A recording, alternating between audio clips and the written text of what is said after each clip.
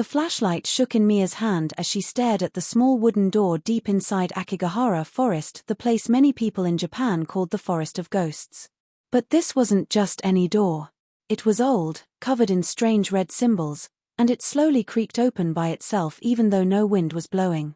Inside the darkness, something moved. A pale face, with no eyes. It was looking straight at her. Mia froze. Her heart thumped so loudly she felt it in her throat. The figure stepped closer, its neck tilted to the side like it was trying to hear her breathing. Then, the thing whispered in a soft, broken voice. "You shouldn't have come here." As the creature reached out its long fingers toward her, Mia tried to step back but her foot slipped, and she fell into the doorway. The world around her turned completely black. Then, she felt something grab her ankle. And pull. Cliffhanger to hook the viewer. The real story began 1 week earlier, when Mia and her two friends Tyler and EMI traveled to Japan for a horror documentary video they planned to make. They wanted to visit the creepiest haunted places in Japan, even the ones locals warned tourists never to go near. Their first stop was Aokigahara Forest, a place known for feeling strange and silent, like the trees were listening. It was during the day, so the forest didn't look that scary. Birds chirped. Sunlight came through the branches. Tyler laughed and joked that the stories were fake. But EMI didn't laugh. She grew up in Japan, and she knew the rules. Never leave the main path, she warned. And if you hear someone calling your name, don't answer. Tyler rolled his eyes. Mia smiled nervously. They kept walking. For a while, everything felt normal. They filmed trees, rocks, and old ropes tied to branches. But then, the forest became quiet. Too quiet. No birds. No wind. Not even their footsteps sounded right. It felt as if the forest was waiting. Suddenly, Mia spotted something, a thin trail leading deeper between the trees. A place that wasn't on the map. "Let's check it out," Tyler said. Emmy's face went pale. "That's not a trail. That's a warning. People say the spirits make false paths." But Tyler was already walking. Mia didn't want to be left alone, so she followed. The deeper they went, the more wrong everything felt. The trees twisted in strange shapes. The light turned darker even though it was still afternoon. EMI whispered that something was watching them. That's when they found it. A small wooden door standing alone in the middle of the forest. No house. No walls. Just a door with red symbols drawn around the frame. Tyler filmed it with excitement. Mia stepped closer to touch it. EMI begged them not to.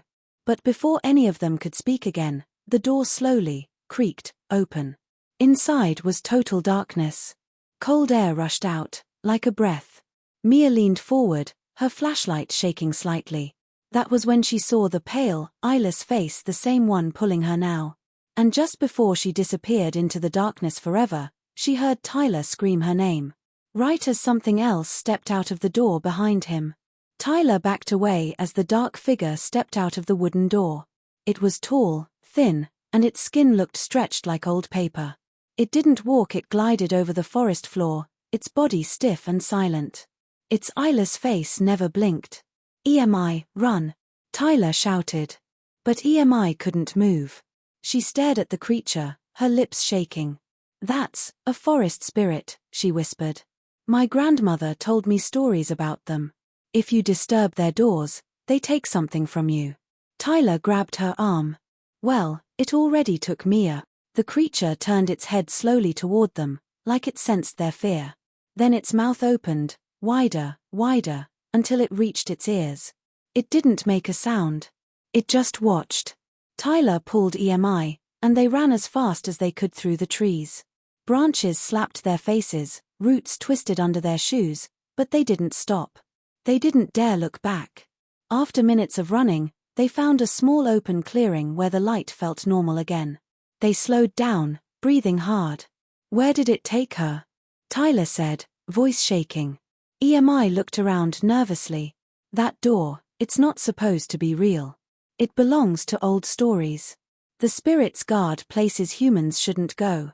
But Mia is still alive," Tyler said. "I think. I heard her scream. We have to find her." EMI nodded. She didn't want to go back, but she wasn't leaving Mia behind. They turned around and began walking carefully back toward the place where the door had been. The forest felt heavier, thicker, like the trees were leaning in. They followed broken branches from their earlier run. EMI flipped through her small notebook, where she had written things her grandmother told her. Forest spirits hate noise, she said. They also hate bright light. And she paused. And what? Tyler asked. They copy voices. Tyler froze. Copy voices? EMI nodded slowly. They call your name using someone you trust. But if you answer, they pull you in. Just then, the forest echoed with a sound so familiar that Tyler's blood ran cold. Tyler, help me, please. It was Mia's voice. Tyler stepped forward. Mia, is that? EMI grabbed him. Don't answer. That's not her. But the voice came again, louder, closer. Tyler, it's dark. I'm cold. Tyler squeezed his eyes shut. He knew EMI was right, it didn't sound exactly like Mia. Something in the tone felt wrong. Too slow. Too careful. They kept moving until they reached the area where the door had been. But the door was gone. Only the trees remained, silent and still. No, Tyler whispered. It was right here. EMI knelt and touched the ground. The red symbols were still burned into the dirt, but the wooden door had vanished like it had never existed. We need help, she said. There are people in the nearest town who know these legends. They might know how to bring her back. Tyler didn't want to leave, but night was coming fast. The air grew colder. Shadows stretched long. And then, a soft sound came from behind them. A footstep. But not 1, 2, 3. Very slow. Tyler turned his flashlight and lifted it. Standing between the trees was a small child. A Japanese boy, maybe 6 years old. Wearing old clothes covered in dirt. His hair messy. His face blank. Are you lost?